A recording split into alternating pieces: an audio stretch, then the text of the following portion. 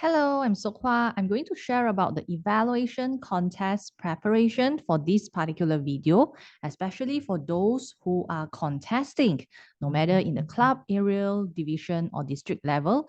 These tips would be helpful for you. I'm sharing based on my past experience as an evaluation contestant up to the district level, as well as an experience from a judge perspective. So hopefully these tips will be able to help you. First of all, why is it important for us to do evaluations? In this quote by our founder, no Toastmasters club is fulfilling its obligation to its member unless it brings them the maximum of training in the art of constructive criticism. Wow, this is beautifully said because it says that criticism can be an art. So that is the beauty of evaluations in Toastmasters to help and improve our members' speeches and delivery. Now, let me just have a few highlights on why evaluation is so interesting to be mastered. I think because these skills are very relevant in our daily life as well, not only in Toastmasters. So first of all, this helps to improve your listening skills. You need to be very attentive to the speaker in order to provide relevant feedback. Another way is also it will help you to increase your empathy, trying to stand in the shoes of your speaker and understand, hey, why this person is saying things like that, why they are unable or able to perform on that particular speech. So we try to stand in their shoes and then we will be able to choose the right words to motivate them if their speech does not turn out to be good. Okay, so here, of course, the ultimate purpose is also for us to add value to the speaker. Add value doesn't mean that you only say the good things, but we want to say things that can help the speaker to improve further. And of course, usually at the end of evaluation, we will say things to motivate the speaker. All right. And then I would also say it's very relevant to our lives when we give feedback to our colleagues, to our bosses, or even to our family, our spouse. If we want to comment on certain things, it's really important to use the right words, the right tone, as well as how you say it. Okay. And of course, in a contest perspective, there is not much preparation needed, even though you can prepare. I think the prepare here really means that, oh, you don't really need to craft a speech and rehearse many, many times before you go for the contest. Okay. So evaluation, I would say it's more on a consistent practice, ongoing. So if you are able to deliver more evaluations, on a consistent basis, that will definitely help to sharpen your observation and listening skills, as well as, choosing the right words to share to the speaker. Okay. So in evaluation, we always talk about personalization. And here, this is just a summary of what is the difference between the two words. And of course, here, if you can see, personalized means you always start your sentence with I. All right. I noticed that you were shaking. Okay. So I had trouble hearing you. I saw that you do something. Okay. I noticed that how you were performing, etc. So try to avoid not to say, oh, you have to speak up or don't be scared. It's also it's also good for you to say this, but try to say in a positive manner. Okay. You can always start your sentence with this. And if you really need to use words like, okay, please don't be scared, I think that's also acceptable. It really depends on your tone and how do you personalize your entire evaluation speech. Okay. This is just for guidance according to the Pathways Manual. Okay. I think the ultimate one is not to use, you need to do this, you need to do that, you have to do this, because we are trying to provide feedback and it's really up to the speaker to adopt your points or not. So we do not, dictate them to follow us. Okay. We are suggesting for them to incorporate the feedback, and sometimes it works and sometimes they may not agree, all right? Okay, moving on to the evaluation contest judging criteria. Let's go through the judging sheet. Why is it important to understand this? Is because if you missed out certain area, you may be marked down. So I think it's an disadvantage. And I think this judging criteria is pretty clear and useful as well for contestants to have a look. First of all, let's see, it's a total of 100 marks. And the first part, the most points goes to the analytical quality. How effective is your evaluation? Did you analyze both the strength and the weakness of the speaker's presentation? So look here. We are talking about the speaker's presentation or the speech, not really about the speaker himself or herself, okay? Then we also talk about whether you are able to identify specific points. So here it means that you are able to provide examples from the speaker's speech on why you say that. Okay, for example, if you're talking about the speaker uses descriptive language, you may give one or two real examples that the speaker delivered in the speech. Okay, so if you mentioned that the speaker stood in a very unnatural way, you may want to demonstrate that. Okay, or if you are talking about recommendation, you can even act it out if necessary, depending on what kind of recommendation you are providing. Okay, and many, I would say, evaluators, they tend to use acronyms to help them remember the points. If you would like to do that and you are able to think of creative acronyms, which is relevant, why not? Okay, that will give you an extra point for the judges and audience to remember your points. And it also very easy for the speaker to follow later on. Recommendations as well. This is also very important.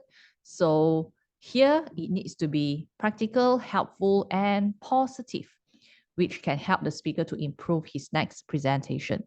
So here as well, same, specific. You need to give very specific examples. And why is it important? If you say that, hey, the speaker does not have vocal variety, that's it. And he should improve on his vocal variety. But you did not mention how or maybe which area in his speech that he can work on. Then it's very vague, not clear enough for the speaker to work on, okay? Because vocal variety, this term is a very broad term. So it would be great if you can be very specific. If you are talking about vocal variety, maybe you just want to drill down to maybe the pitching or maybe the tone, okay? Then you can give some suggestion maybe, or if the speaker is excited, you don't want to share some excitement in his speech, he can go for higher pitch tone, and of course, faster, speak in a more faster speed. Okay, so depends. You may need to note down all this whenever you are listening to speaker as well. Okay. And the next one is on the technique. All right, the technique is here. It says that you need to be inspiring and encouraging. So we do not want to sound very bossy or authoritative in our evaluation. So always remember on the words that you use that will help the speaker to feel good after listening to your evaluation. Okay. And the most important part, which many contestants will always miss out, is the summation. So if you are unable to summarize, likelihood you will lose this most of the marks, 15, maybe they just give you 5 marks, okay, for example. So summation here means that, okay, how you conclude or recap the strength and also the recommendations that you mentioned, just in a nutshell. For example, you can say that, Jane, your presentation was very smooth. Your story is interesting and personalized. I would love if you could work on your vocal variety, especially in terms of pitching, and not forgetting to maintain a more constant eye contact with the audience. That's it. So that is a very simple round up on what you have said earlier. And of course, in the end, maybe if you want to have a quote or an encouraging statement for the speaker, that would also be great. Okay, so this is in a nutshell. Work on your analytical quality when you say, when you deliver your points, make sure they are organized. It's clear for them to follow through. Okay, and of course, with very specific recommendations and very motivational technique, as well as a good summation.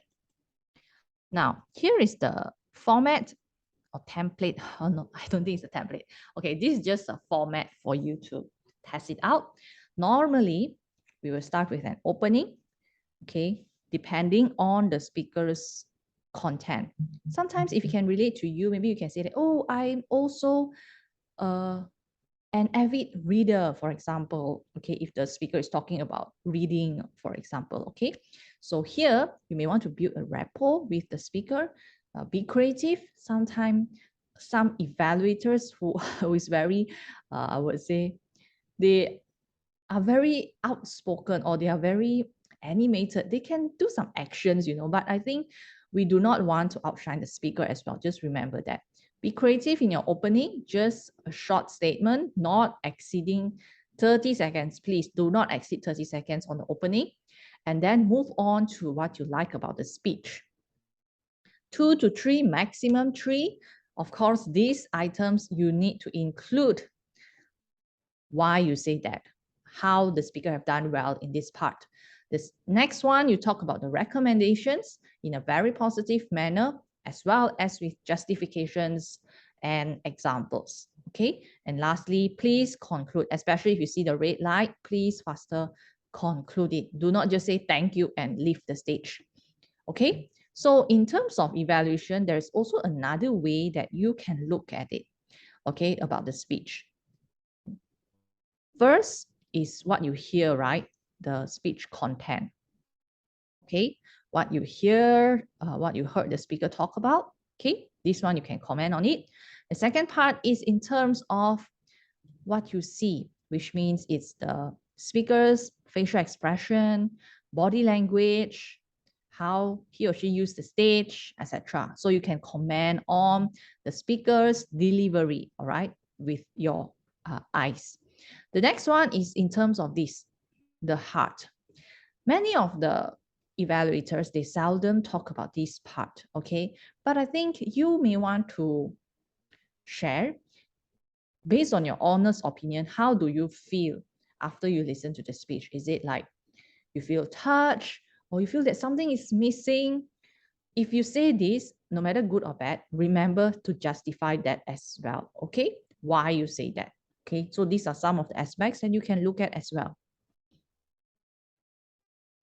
So final winning tips, okay, winning tips, all right? I understand that in a contest setting, we should not focus on winning. Yes, definitely we should not focus on winning, but you will be able to win in the end if you are able to provide the best for the speaker. Think from the perspective of the speaker, how you can help them as a friend, as an evaluator to improve in future. They want to learn as well, right? So forget about the trophy, because I believe you will be at the finishing line if you're able to do your job well. Okay, so first, like what I've mentioned just now, evaluate what the speaker does, what he speaks, what he does, how his action like, not who they are, okay? Avoid any bias. All right, so this is a reminder, especially I know that sometimes you know that, oh, this is a wow champion speaker, you know, all-time speech champion, so you feel very scared. When you feel very scared, right, it's very hard for you to process or think of what to do, right? So just forget about what you know or heard about the speaker. Just do your job based on your personal, honest opinion. Be confident, convincing, and consistent. So here, what I want to highlight is confidence. Yes, sometimes you can fake it, all right? So in a 5 minutes preparation, try as much as possible to prepare yourself, not only in terms of your evaluation points, but also mentally. Tell yourself, have more positive talk that, hey, you are being selected to contest, or you are the one who volunteered to contest. So why not give it your best? This is the only chance right now, okay? So give more positive talk to yourself, okay? Now, second is convincing, like I said. Remember, whatever you say, you need to back up with an evidence. Consistent.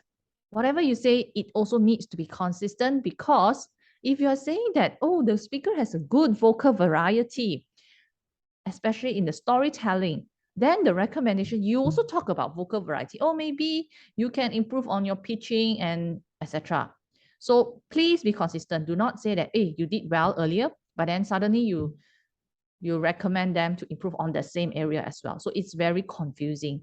Just be careful on any of your points are clashing or not. Okay.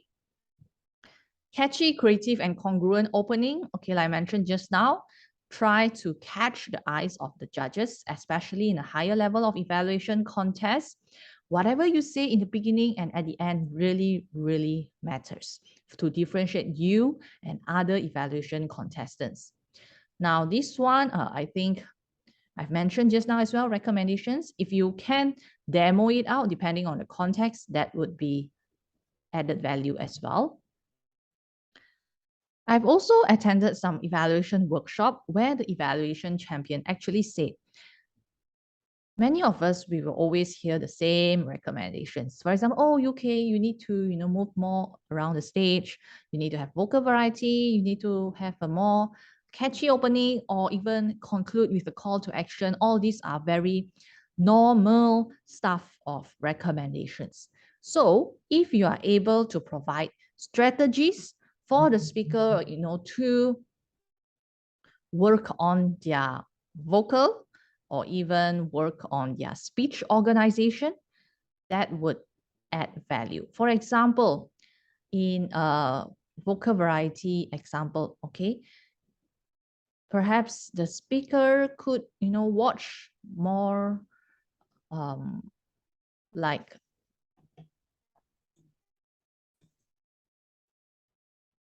they can watch cartoon, okay, how the cartoons speak, or even they can try singing to improve their vocal.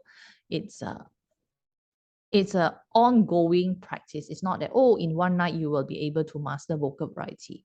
Okay, they need to have some input, then only they can really practice what they have learned in their future speeches. These are considered some of the strategies, or maybe in terms of their speech, you think that is quite boring, or maybe in certain parts not so engaging. Maybe you want to suggest them, hey, you can ask a question, or you can do whatever it is to engage the audience, give some examples. So all these, actually, you can do a preparation. You know that speakers normally, they have weakness in vocal variety. They have weakness in concluding.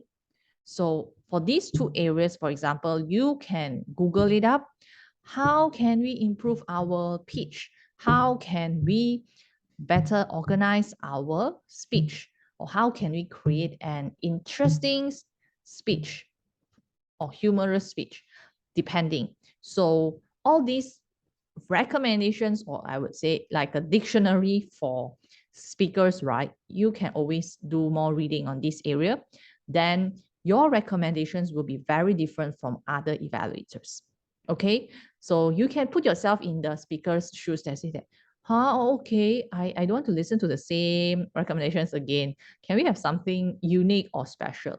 So try your best to have this kind of recommendations. This one requires a lot of reading, exposure to various kind of evaluation for you to master this. Okay, so there's something for you to learn.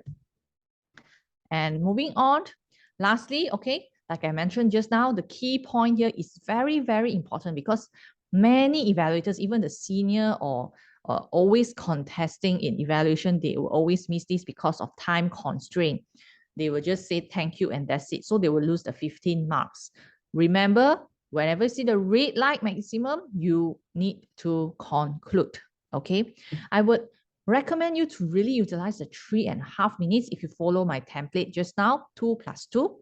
Because if you speak too fast, you say, oh, because of the conclusion, I want to reduce my points.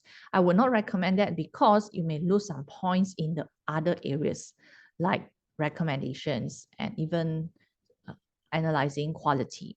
So do not have a too short evaluation as well. Try to maximize the 2 to 3 minutes. Okay, so all the best in your evaluation contest. And remember, evaluation is an ongoing practice. Do more evaluations, and whenever contest comes, you just do your normal way. All right. Thank you. All the best. Thank you.